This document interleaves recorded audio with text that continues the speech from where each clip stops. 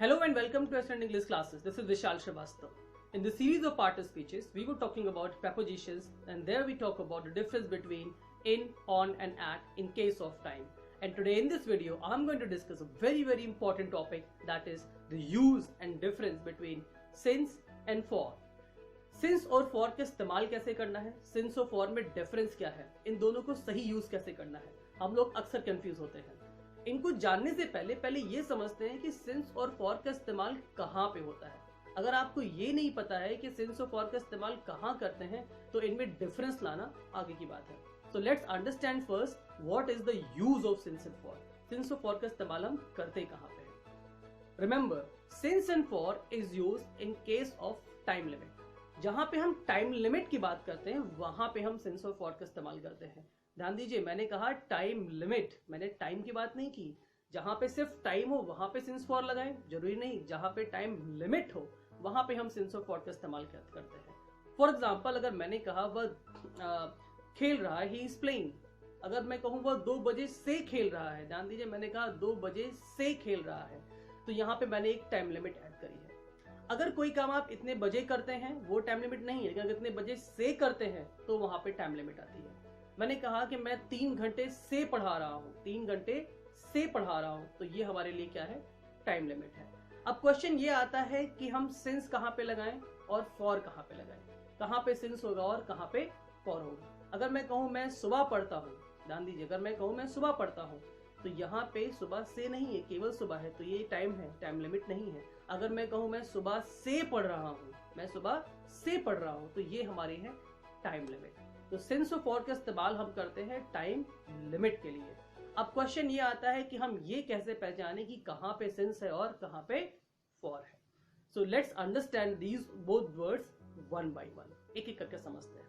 पहले बात करते हैं हम सिंस की। सिंस का इस्तेमाल हम कहाँ करते हैं। अगर मैं कहूं मैं सुबह से पढ़ रहा हूं तो हम कहते हैं वहां पे सिंस है। अगर मैं कहता हूं मैं 2 बजे से पढ़ रहा हूं तो भी मैं कहता हूं वहां पे सिंस है। अगर मैं कहूं कि मैं 2 अप्रैल से पढ़ रहा हूं, I have been studying since 2 April, तो वहां पे भी सिंस है। इन तीनों सेंटेंसेस में जरा कुछ आप ऑब्जर्व कर रहे होंगे। मैं सुबह से पढ़ रहा हूं, मैं 2 अप्रैल से पढ़ रहा हूं, मैं 2 बजे से पढ़ रहा हूं। इन तीनों सेंटेंसेस में अगर आपको कुछ कॉमन लगता है तो वो ये है कि इन तीनों सेंटेंसेस में हमको काम के शुरू होने की टाइमिंग मिल रही है। अगर आपसे कोई क्वेश्चन पूछे मैं कब से पढ़ रहा हूं, तो आपको एक टाइम मिल जाएगा कि हाँ मैं 2 बजे से पढ़ रहा हूं, इसका मतलब मैंने पढ़ना कब स्टार्ट किया था, 2 बजे। अगर मैं कहूं कि मैं 2 अप्रैल से पढ़ रहा हूं तो मैंने पढ़ना कब स्टार्ट किया था, 2 अप्रैल से। मैं कहूं मैं सुबह से पढ़ रहा हूं तो मैंने पढ़ना कब शुरू किया, सुबह से। तो कहने का मतलब है जहां पे हमको स्टार्टिंग पॉइंट मिले, starting point means beginning point, जहां से काम के शुरू होने की चीज हमें मिल जाए, वो टाइम मिल जाए, वो डेट मिल जाए, तो वहां पे हम लगाते हैं सिंस। ध्यान रखिए, जहां पे हमें मिलता है स्टार्टिंग पॉइंट वहां पे लगाते हैं सिंस। फिर से ध्यान दीजिए, अगर मैं कहता हूं कि मैं 2 बजे से वीडियो बना रहा हूं, तो मैं कब से बना रहा हूं, तो आप कहेंगे सर 2 बजे से, तो हमें जो स्टार्टिंग पॉइंट मिला वहां पे लगा रहे हैं हम सिंस। तो जिन सेंटेंसेस में हमें स्टार्टिंग पॉइंट मिलता है वहां पे हम लगाते हैं सिंस। अगर मैंने कहा मैं सुबह से सो रहा हूं तो मैं कब से सो रहा हूं, आपको स्टार्टिंग पॉइंट मिलना चाहिए, तो वो क्या है, सुबह से। So whenever we talk about starting point we use since. जहां पे स्टार्टिंग पॉइंट है वहां पे सिंस लगाते हैं। जैसे मैं आपसे कहूं कि मैं तुम्हें 1 बजे से कॉल कर रहा हूं, ध्यान दीजिए मैंने कहा 1 बजे से कॉल कर रहा हूं। तो अगर आपको पता करना हो कि मैं आपको कितने बजे से कॉल कर रहा हूं, मैं आपको कब से कॉल कर रहा हूं, तो आप कहेंगे 1 बजे से। तो ऐसे सेंटेंस जहां पे हमें स्टार्टिंग पॉइंट मिल जाता हो, काम शुरू होने की बात मिलती हो, बिगिनिंग की बात मिलती हो कि कब से काम शुरू हुआ है, तो वहां पे हम लगाते हैं सिंस।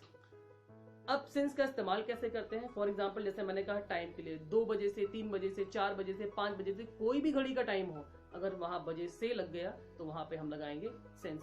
सुबह से, शाम से, दोपहर से, रात से, जितने हम सुबह दोपहर शाम की बात करते हैं इन सब में हम लगाते हैं सिंस। 2 अप्रैल, 4 अप्रैल, 12 अक्टूबर, 19 जनवरी, 18 फरवरी, कोई भी डेट हो, अगर हम डेट से की बात करते हैं वहां पे लगाते हैं सिंस। ईयर की बात करें 2012 से, 2019 से, 2018 से, 2020 से, जब हम किसी ईयर से की बात करते हैं, पर्टिकुलर ईयर की बात करते हैं, तो वहां पे हम लगाते हैं सिंस। जैसे मैंने कहा I have been studying since 2 o'clock, I have been studying for morning, She has been walking since morning. I have been talking since Monday. तो जब हम कभी भी हम स्टार्टिंग पॉइंट की बात करते हैं तो वहां पे हम लगाते हैं since. अब बात करते हैं यूज ऑफ for. अगर स्टार्टिंग टाइम के लिए since है तो for कहाँ पे यूज होता है? Remember, for is used for duration. जब हम ड्यूरेशन की बात करते हैं तो वहां पे हम for का इस्तेमाल करते हैं. अब क्वेश्चन ये आया होगा कि सर ड्यूरेशन क्या मतलब? ड्यूरेशन का मतलब होता है एक अवधि, यानी एक होता है टाइम पीरियड जिसमें हमें स्टार्टिंग पॉइंट ना मिले लेकिन हमें ये मिल जाए कि उसमें एक टाइम पीरियड है. ध्यान दीजिए, मैंने कहा था मैं 2 बजे से पढ़ रहा हूँ, क्या उसमें कोई ड्यूरेशन थी? मैं 2 बजे से पढ़ रहा हूँ, मैंने स्टार्टिंग पॉइंट बताई आपको, मैंने कितनी देर पढ़ी, कब तक पढ़ा, ऐसा मैंने कुछ नहीं बताया. कितने घंटे मैंने पढ़ाई की, कितनी देर मैंने पढ़ाई की, इसकी बात नहीं हुई.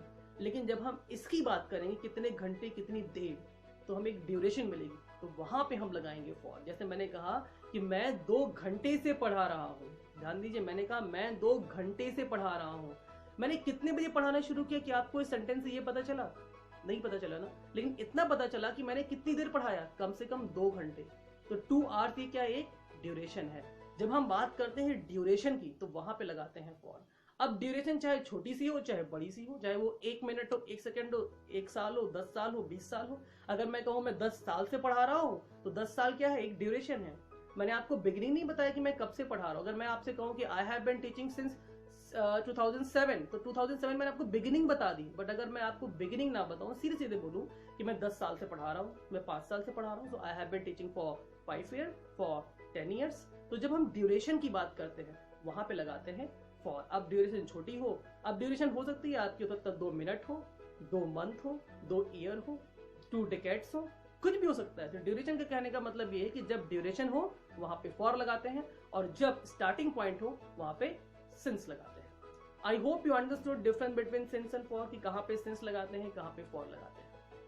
लेकिन अब एक सबसे इंपॉर्टेंट चीज सिंस और फॉर में जो आपको कंफ्यूज कर देती है, एक वर्ड आता है जिसे हम कहते हैं लास्ट.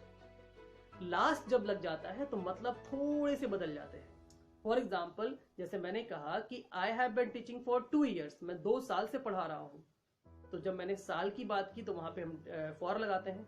लेकिन अगर लास्ट हम लगा देते हैं तो वो फिर से सिंस बन जाता है. कैसे? Last year, last month, last second, last minute, तो वो सब सिंस बन जाएगा. लेकिन अगर इन सब में कोई नंबर आता है, last 2 year, last 4 year, last 4 minute, last 4 month, तो वो फिर से फॉर में हो जाता है. ध्यान दीजिए, किसी भी ड्यूरेशन में अगर हम लास्ट लगा देंगे तो वो सिंस होगा, लेकिन अगर उसमें कोई नंबर है तो वो फॉर ही रहेगा. फॉर एग्जाम्पल मैं कहूंगा I have been teaching since last year, since last year, तो वहां सिंस लगेगा. लेकिन अगर मैं कहूं I have been teaching for last 2 years, अगर मैंने 2 की ऐड कर दिया तो वहां पे आ जाएगा फॉर. इतना सा डिफरेंस है जो आपको ध्यान में रखना होगा जब हमें स्टार्टिंग पॉइंट मिले और जब हमें ड्यूरेशन की बात हो, ड्यूरेशन मिले, तो वहां पे हमें फॉर लगाना है. स्टार्टिंग पॉइंट सिंस, ड्यूरेशन के लिए फॉर. अगर किसी ड्यूरेशन में लास्ट लगा तो सिंस, लेकिन लास्ट के साथ नंबर लगा तो फॉर. इतनी सी बात हमें ध्यान में रखनी है. I hope you understood about the difference between since and for. Thank you very much for watching this video, and I'm sure you must be asking several questions regarding the same. I will be very happy to receive your all questions. Keep asking me questions and keep like, subscribe and share. Thank you very much.